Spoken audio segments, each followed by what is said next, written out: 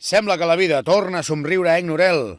Després de trencar-se els lligaments creuats del genoll i estar 8 mesos de baixa, el pivot holandès torna a mostrar el seu potencial, sent un dels referents de la penya. Contra el CAI Saragossa va valorar 21, una actuació que feia 3 anys i mig que no aconseguia. Yo pienso que puedo mantener esta línea. Cada semana me siento mejor físicamente. La verdad es que también estaba un poco irregular, pero bueno, intento trabajar cada día máximo y bueno, el último día ha ido bien.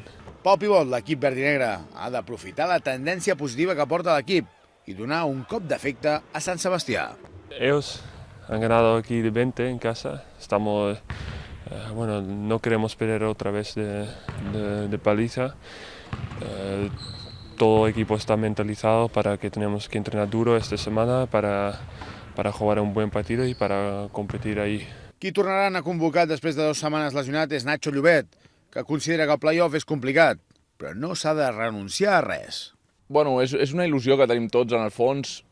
És cert que és un objectiu difícil perquè bueno, no queden moltes jornades i està la cosa apretada, però tampoc tenim partits fàcils perquè bueno, tenim sobretot el camp de Caja Laboral i del Madrid, que són partits molt difícils, però bueno, tampoc intentarem anar partit a partit, intentarem guanyar-los tots perquè en primer lloc és la nostra feina i després, bueno, com t'he dit, encara queda il·lusió perquè matemàticament és possible i per tant, si es pot, ho intentarem. La penya continua preparant-se pel maig contra el Lagunaro, amb el dubte del Lubos Barton, que no acaba de recuperar-se del tot.